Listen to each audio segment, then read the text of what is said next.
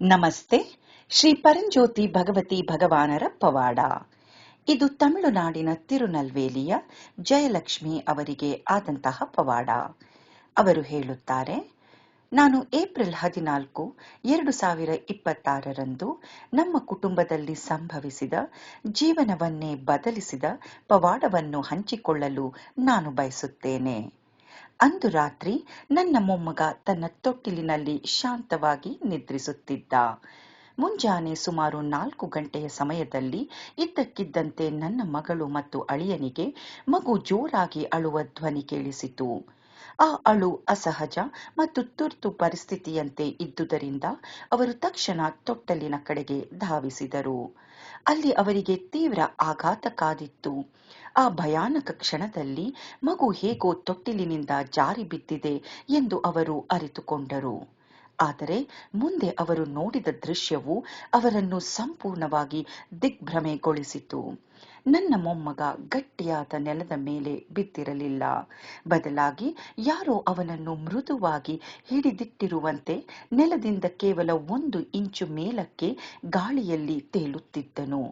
ನನ್ನ ಮಗಳು ಮತ್ತು ಅಳಿಯ ಅವನನ್ನು ಎತ್ತಿಕೊಳ್ಳಲು ಮುಂದೆ ಧಾವಿಸಿದಾಗ ಒಂದು ನಂಬಲಾಗದ ಘಟನೆ ನಡೆಯಿತು. ಯಾರೋ ಕೆಳಗಿನಿಂದ ಮಗುವನ್ನು ಎತ್ತಿ ಹಿಡಿದು ಆಸರೆ ನೀಡುತ್ತಿರುವ ಹಸ್ತದ ಸ್ಪರ್ಶವನ್ನು ಅವರು ಸ್ಪಷ್ಟವಾಗಿ ಗಮನಿಸಿದರು. ನನ್ನ ಅಳಿಯ ವೈಯಕ್ತಿಕವಾಗಿ ಆ ಸ್ಪರ್ಶವನ್ನು ಅನುಭವಿಸಿದರು. ಅವರು ಭಾವುಕರಾದರು. ಅವರ ಮೈಯೆಲ್ಲ ರೋಮಾಂಚನಗೊಂಡಿತು ಮತ್ತು ತಕ್ಷಣವೇ ಅವರ ಕಣ್ಣುಗಳಿಂದ ಆನಂದ ಬಾಷ್ಪ ಹರಿಯಿತು. ಈ ಸಂಪೂರ್ಣ ಅನುಭವವು ಮಾನವ ಬುದ್ಧಿಗೆ ನಿಲುಕದ್ದಾಗಿತ್ತು. ಎಲ್ಲಕ್ಕಿಂತ ಮುಖ್ಯವಾಗಿ ಶ್ರೀ ಪರಂಜ್ಯೋತಿ ಭಗವತಿ ಭಗವಾನರ ಅಪಾರ ಕೃಪೆಯಿಂದ ನಮ್ಮ ಮೊಮ್ಮಗನಿಗೆ ಯಾವುದೇ ಗಾಯಗಳಾಗಲಿಲ್ಲ. ಕನಿಷ್ಠ ಒಂದು ಸಣ್ಣ ಪರಚುಗಾಯ ಸಹ ಆಗಿರಲಿಲ್ಲ. ನಮ್ಮ ಕುಟುಂಬಕ್ಕೆ ಇದು ಕೇವಲ ಒಂದು ಘಟನೆಯಾಗಿರಲಿಲ್ಲ. ಇದು ನೇರವಾದ ದೈವಿಕ ಆಶೀರ್ವಾದ ಮತ್ತು ನಮ್ಮ ನಂಬಿಕೆಯನ್ನು ಶಾಶ್ವತವಾಗಿ ಗಟ್ಟಿಗೊಳಿಸಿದ ಪವಾಡವಾಗಿತ್ತು.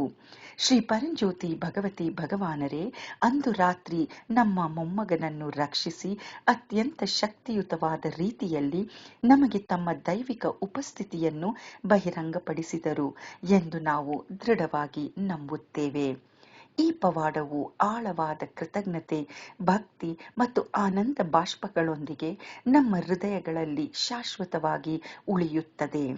ಮೊಮ್ಮಗನನ್ನು ರಕ್ಷಿಸಿ ನಮ್ಮ ಕುಟುಂಬಕ್ಕೆ ಈ ಮರೆಯಲಾಗದ ಪವಾಡವನ್ನು ಆಶೀರ್ವದಿಸಿದ ಶ್ರೀ ಪರಂಜ್ಯೋತಿ ಭಗವತಿ ಭಗವಾನರ ದೈವಿಕ ಪಾದಕಮಲಗಳಿಗೆ ಹೃದಯಪೂರ್ವಕ ಪ್ರಣಾಮಗಳು ಮತ್ತು ಅನಂತ ಕೃತಜ್ಞತೆಯನ್ನು ಸಮರ್ಪಿಸುತ್ತೇವೆ.